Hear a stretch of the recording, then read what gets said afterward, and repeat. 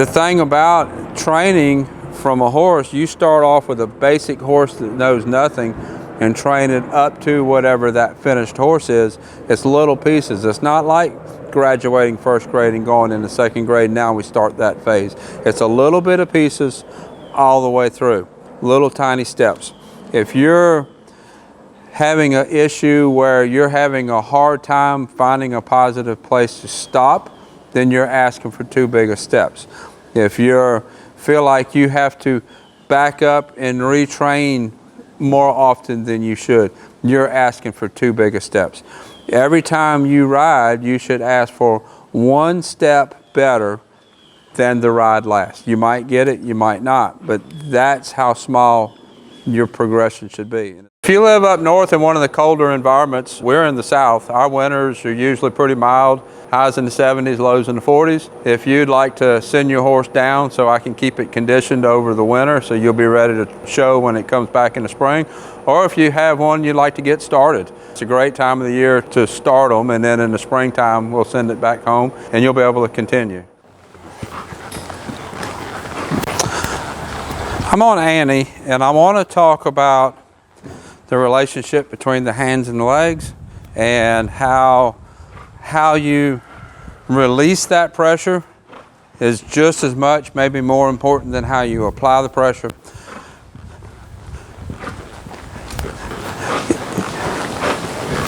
When you have a green horse, a young horse, and you apply any pressure, tilting the nose, applying leg pressure, as soon as the horse responds to that pressure, you want to release that contact immediately. So if I'm asking her to, if she was a green horse, she's a lot more advanced than that. If I'm asking her to flex to the left, as soon as I get that flex, I want to release. Throw that slack back. But as that horse progresses, I'm going to change that release. And I'm going to change that release to get a better response. In order to get that better response, I'm going to apply that contact slow, get the flex, get the bend, and then I'm going to release it slow. I'm going to release it just as slow as I applied it, maybe even a little slower than what I applied it. When you're first wanting to teach the horse to give to contact, you want to give them a clear, yes, that is what I was asking for, good reward. So, apply the contact, yes, that's what I was asking for, good job. That's when you're starting to ask the horse something new.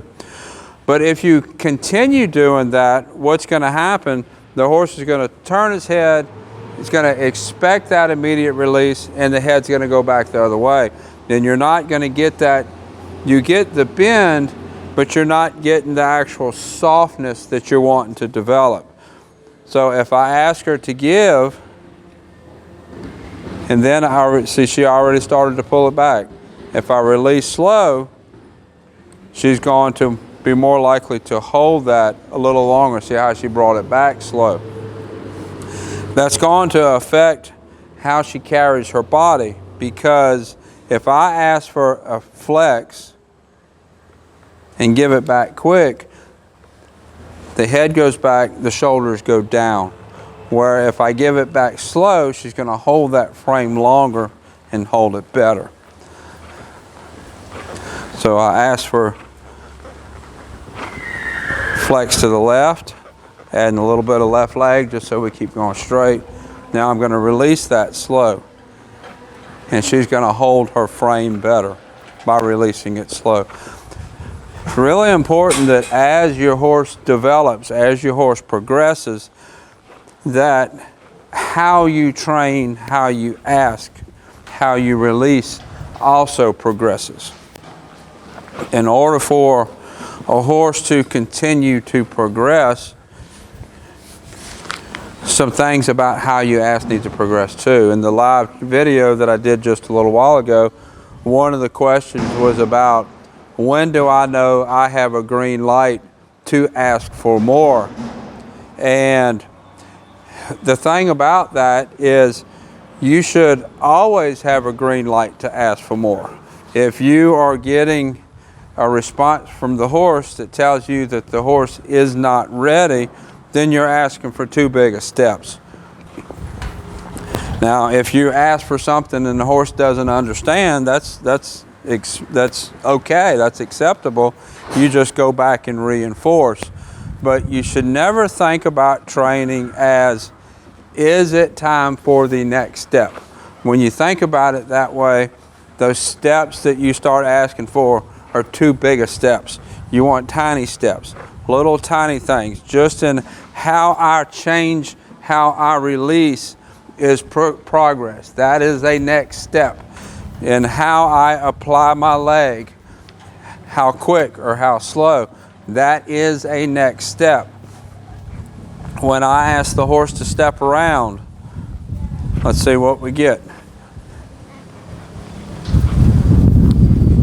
Now I'm going to give her a little push. Give me a little more. That is a next step. Little things. That one step more, that one step quicker, that one step better backup. That is what you need to be asking for with keeping your training progressing.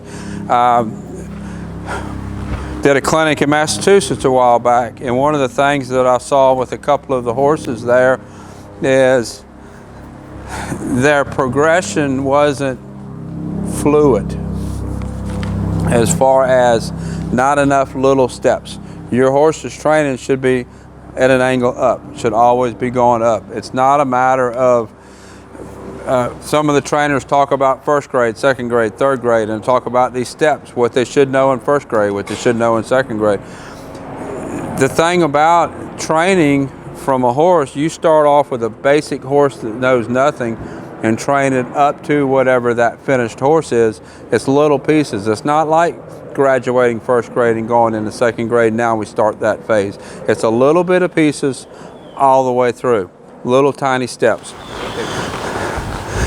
So if you're thinking about your training as first grade, second grade, third grade, the part that you have to realize is inside each of those grades, there are objectives that you have to meet. And that is the little steps that I'm talking about. Little tiny steps to keep your horse progressing. I don't know if y'all have it in y'all's part of the country, but we have botflies. One's following me around. They look like a bee with their fly with their tail kind of hooked around. It's that time of the year. But anyways, every grade has objectives that you're trying to accomplish. Inside each grade is a whole bunch of little steps, little objectives. And that's what I'm talking about. You have to be working on those little steps. That's what keeps your horse progressing, and that's what keeps the horse in a frame of mind that it's wanting to learn and want to keep going. If you're having an issue where you're having a hard time finding a positive place to stop, then you're asking for too big of steps. If you feel like you have to back up and retrain more often than you should, you're asking for too big of steps. Every time you ride, you should ask for one step better than the ride last. You might get it, you might not, but that's how small your progression should be. And as long as you're asking for those smallest steps of getting better, your horse will keep progressing. If you never ask for better, your horse is not going to progress. And if you ask for too much at one time, your horse is not going to progress. One little piece each time you get on your horse. If you have a friend that you think needs to watch this video, share it with them. Let them see what I'm doing and might help more people. And if you're finding what I'm doing helpful, if you would click the like button, and that will help YouTube know to send the videos out to other people. So this is Annie. I'll put a link somewhere to her playlist on YouTube. Until next time, thank you for watching. I want to thank everybody for supporting me on Patreon. That's where I usually post some of the more detailed training videos. There's 3 levels, $5, $25, $75. $5 level, you get access to all those detailed training videos. $25 level, you get access to all the videos, plus you get 20% discount on video lessons, and you're entered for a drawing for a giveaway that I do once a month. $75 level, you get all of that, plus you get a free video lesson a month. I'll get thousands of questions a day. There's no way I can answer them all, but I answer Patreon questions every day. Patreon, Tim Anderson Horse Training. I appreciate everybody for supporting me there.